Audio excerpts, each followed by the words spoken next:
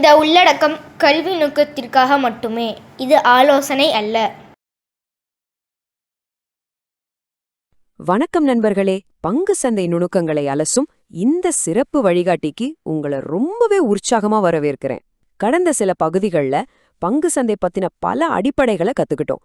ஆனா இன்னைக்கு நாம ஒரு படி மேல போய் நிஜமாகவே எப்படி ஒரு ட்ரேடிங் டெர்மினலை பயன்படுத்தி ஷேர்களை வாங்குறது, விற்கிறது அப்படிங்கறத தான் பார்க்க போறோம். இது ரொம்பவே சுவாரஸ்யமான ஒரு பயணம். வாங்க உள்ளே போகலாம். சரி, இப்போ நாம நேர விஷயத்துக்கு வருவோம்.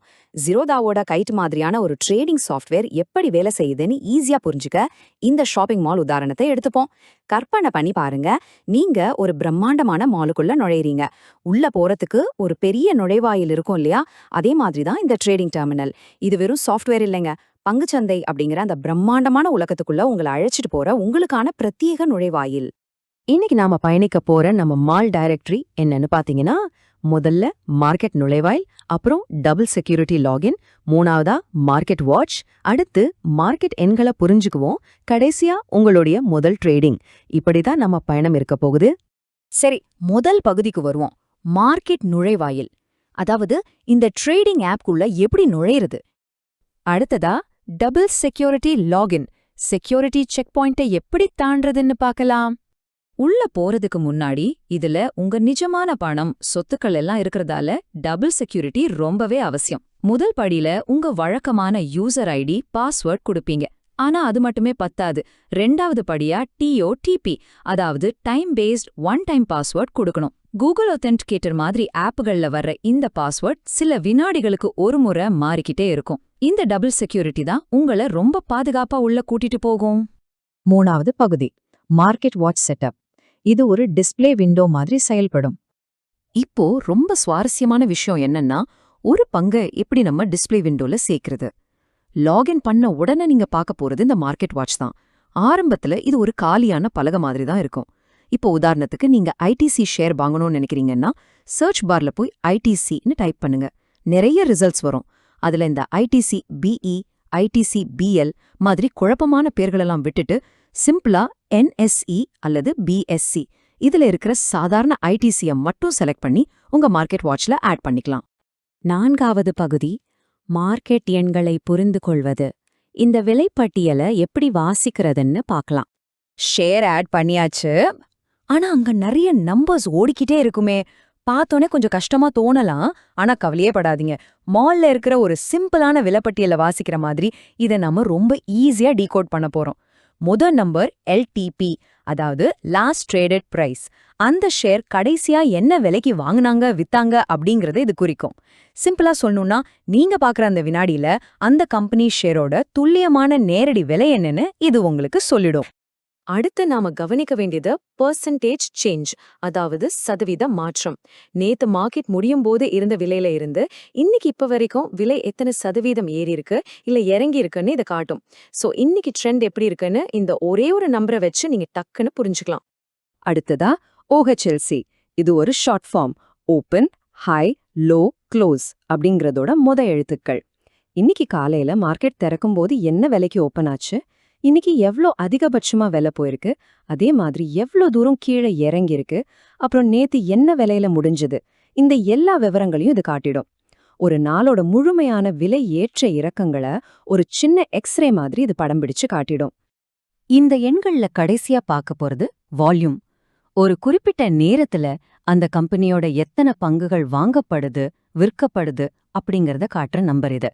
வால்யூம் ரொம்ப அதிகமா இருந்தா, ஓஹோ, இந்த ஷேர் இப்போ மக்கள் மத்தியில ரொம்ப பாப்புலரா இருக்கு, நிறைய ட்ரேடிங் நடந்துட்டு இருக்குன்னு அர்த்தம். அடுத்து நாம பார்க்க போற விஷயம் இத ரொம்ப அருமையா விளக்குது பாருங்க.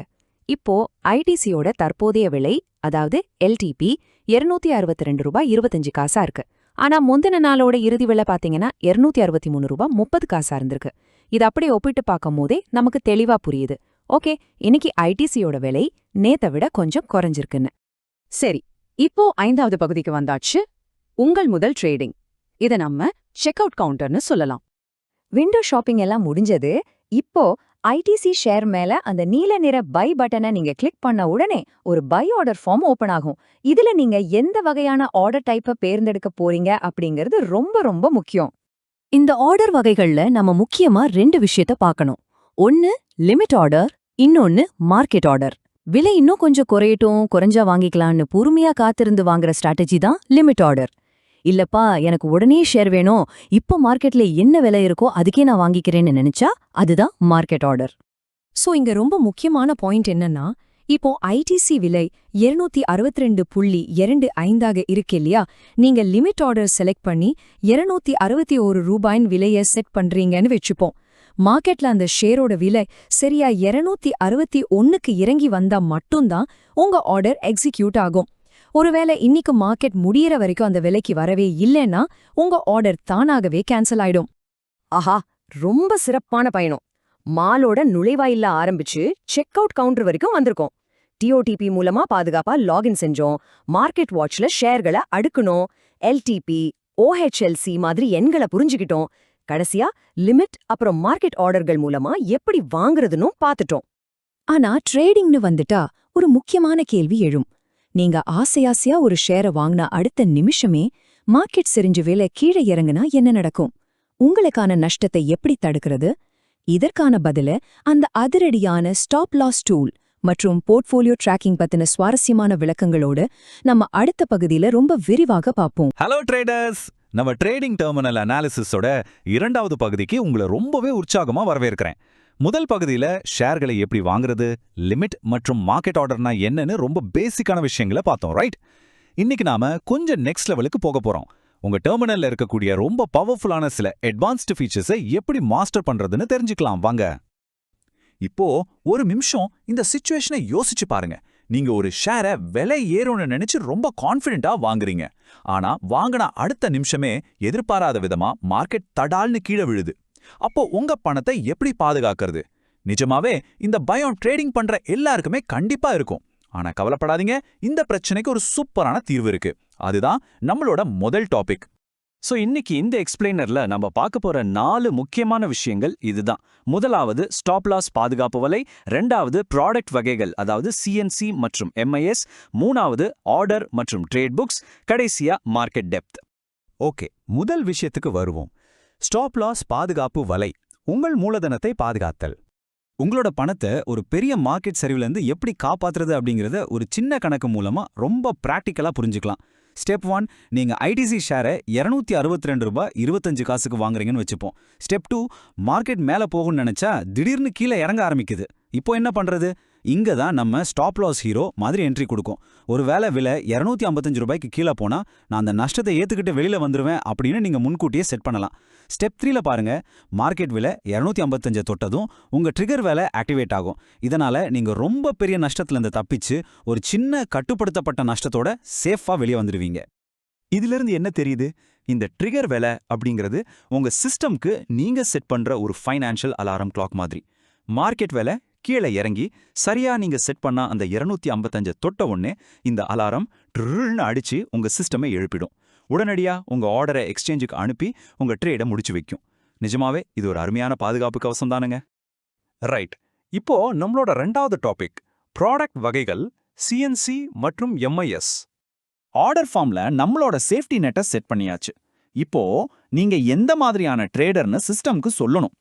இது ட்ரேடிங்ல இருக்கிற 2 வெவ்வேறு லைஃப் ஸ்டைல்களை ரொம்ப அழகா காட்டுது.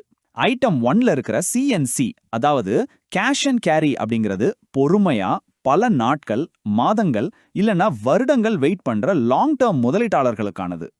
இப்படி வாங்குற ஷேர்கள் உங்க டிமேட் கணக்குல போய் ரொம்ப பாதுகாப்பா உட்காந்துக்கும். ஆனா ஐட்டம் 2ல இருக்கிற எம்ஐஎஸ், அதாவது மார்ஜின் இன்ட்ராடே ஸ்கொயர் ஆஃப் அப்படிங்கிறது எனக்கு இன்னிக்கே ஆக்ஷன் வேணும், இன்னிக்கே வாங்கி இன்னிக்கே விற்கணும் அப்படின்னு நினைக்கிற இன்ட்ராடே ட்ரேடர்ஸ்க்கானது. அடுத்து 3வது டாபிக் ஆர்டர் புக் மற்றும் ட்ரேட் புக். இதை ஒரு அமேசான் உதாரணத்தோட பார்க்கலாம். சரிங்க, ஆர்டர்லாம் போட்டாச்சு, ஆனா அது கரெக்டா பிளேஸ் ஆயிருக்கான்னு எங்க போய் செக் பண்றது? ரொம்ப சிம்பிள். அமேசான்ல ஷாப்பிங் பண்ணுவோம்ல, அதை ஞாபகம் வச்சுக்கோங்க.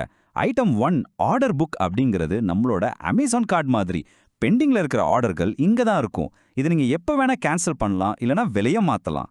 ஆனா ஐட்டம் 2ல இருக்கிற ட்ரேட் புக் அப்படிங்கிறது உங்களோட ஃபைனல் பில், அதாவது அமேசான் ரசீத் மாதிரி. உங்க ஆர்டர் சக்சஸ் ஆகி ஷேர் வாங்கின பிறகு எந்த விலைக்கு எத்தனை மணிக்கு அது முடிஞ்சதுன்னு மாத்த முடியாத முழு விவரங்களும் இந்த ட்ரேட் புக்ல தான் இருக்கும். சூப்பர்! இப்போ நம்மளோட முதல் டாஸ்க் வெற்றிகரமா முடிஞ்சது. நீங்க வாங்கின ஐடிசி ஷேர் இப்போ அஃபிஷியலா உங்களோட டிமேட் அக்கவுண்ட்டுக்கு வந்தாச்சு. ஒரு வழியா நம்ம ட்ரேடிங் ப்ராசஸ் கம்ப்ளீட் ஆயிடுச்சு. கடைசியா 4வது டாபிக் மார்க்கெட் டெப்த். அதாவது திரைக்கு பின்னாடி நிஜமா என்ன நடக்குது. நீங்க ஒரு ஷேரை வாங்கணும்னா யாராவது ஒருத்தர் அதை விற்க தயாரா இருக்கணும் இல்லையா? இங்க அந்த நீல கலர் நம்பர்ஸை கொஞ்சம் கவனிங்க.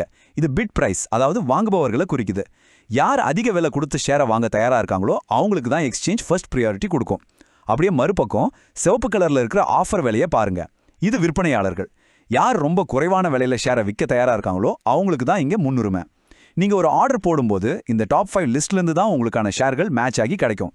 இதுதாங்க மார்க்கெட்டோட ரியல் டைனமிக்ஸ். ஸோ கன்க்ளூஷனுக்கு வருவோம். நாம பார்த்த இந்த 4 டூல்ஸும் சேர்ந்து தான் உங்களுக்கான ஒரு பாதுகாப்பான ட்ரேடிங் டூல் கிட்டா செயல்படுது. ஸ்டாப் லாஸ் உங்களை பெரிய நஷ்டத்திலிருந்து காப்பாத்துது. சிஎன்சி மற்றும் எம்ஐஎஸ் நீங்க எவ்வளோ காலத்துக்கு முதலீடு பண்றீங்கன்னு முடிவு பண்ணுது. ஆர்டர் மற்றும் ட்ரேட் புக்ஸ் உங்க ஆர்டர்களை ரொம்ப ஈஸியா ட்ராக் பண்ண உதவுது. அண்ட் ஃபைனலா மார்க்கெட் டெப்த் வாங்குபவர்களுக்கும் விற்பவர்களுக்கும் இடையே நடக்கிற போட்டியை உங்களுக்கு தெளிவா காட்டுது. இந்த அனாலிசிஸோட இறுதி கட்டத்துக்கு நாம வந்துட்டோம். உங்களுக்கு ஒரு பவர்ஃபுல்லான ஆக்டிவ் ட்ரேடரா மாறணுமா? அப்போ இந்த டெர்மினல் இருக்கிற ஃபீச்சர்ஸை முழுமையா புரிஞ்சிக்கிறது தான் உங்களுக்கான சாவி. சும்மா வேடிக்கை பார்க்கறவரா இல்லாம மார்க்கெட்டை சரியா கணிக்கிற ட்ரேடரா மாறணும்னா இந்த டூல்ஸை பிராக்டிஸ் பண்ணுங்க. இந்த எக்ஸ்பிளைனர் உங்களுக்கு ரொம்பவே யூஸ்ஃபுல்லா இருந்திருக்கும்னு நம்புறேன். மீண்டும் ஒரு அற்புதமான மார்க்கெட் அனாலிசிஸோட உங்களை சந்திக்கிறேன். Until then, happy trading.